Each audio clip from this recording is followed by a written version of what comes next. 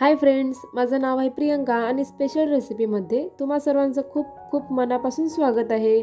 आज आपण खूपच स्पायसी, मसालेदार, चटपटीत अशा पद्धतीचं चिप्स भेल तयार करणार आहोत। ही रेसिपी जर तुम्हाला आवडेल तर व्हिडिओला लाईक आणि सबस्क्राइब करायला बिलकुल विसरू नका। चला तर मग आपण आपल्या रेसिपीला स्टार्ट करूयात।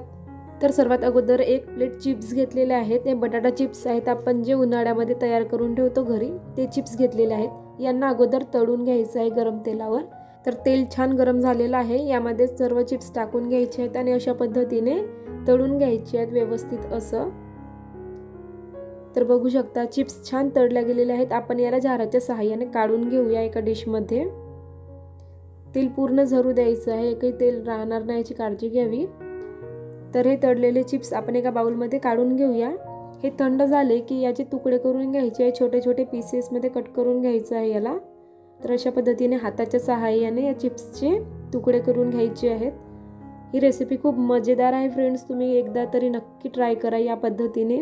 आपण भेल तर खूप खाल्लं असेल, पण अशा पद्धतीचा भेल तुम्ही कधीच तयार केलेलं नसेल फ्रेंड्स। एकदा तरी या पद्धतीने नक्की ट्राय करा, खूप मजेदार रेसिपी आहे फ्रेंड्स। आणि व्हिडिओ जर आवडला असेल तर नक्की लाईक करायला विसरू नका। चिप्सचे तुकडे छान व्यवस्थित असे झालेले आहेत। यामध्ये बारीक चिरून घेतलेला कांदा, मिरची आणि टोमॅटो बारीक चिरून घेतलेला वापरलेला आहे। थोडंसं चवीपुरतं मीठ वापरायचं आहे, मीठ कमी वापरायचं इथे कारण चिप्समध्ये सुद्धा मीठ असतो। थोडंसं लाल तिखट कलरसाठी इथे आपण मिरच्या सुद्धा वापरलेल्या होत्या।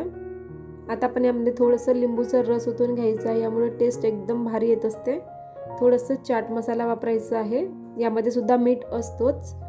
आता आपण यामध्ये कोथिंबीर वापरूया, भरपूर कोथिंबीर वापरायची आहे यामध्ये। आणि वरून थोडंसं शेव टाकायचं आहे।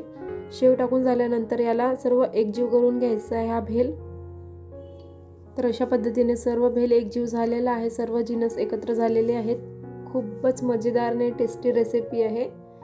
चिप्स तर आपण नेहमी असं साधे खातो, अशा पद्धतीने खाल्ली तर एकदम नवीन रेसिपी तयार होते। आणि अशा पद्धतीने एका डिशमध्ये आपण देणार आहोत खायला। खूप छान टेस्टी मजेदार असं भेल एकदम तयार झालेला आहे। ही रेसिपी जर तुम्हाला आवडली असेल तर व्हिडिओला लाईक आणि सबस्क्राइब करायला बिलकुल विसरू नका। पुन्हा भेटूयात अशाच प्रकारच्या नवीन रेसिपीसह। हा व्हिडिओ पाहिल्याबद्दल खूप खूप धन्यवाद।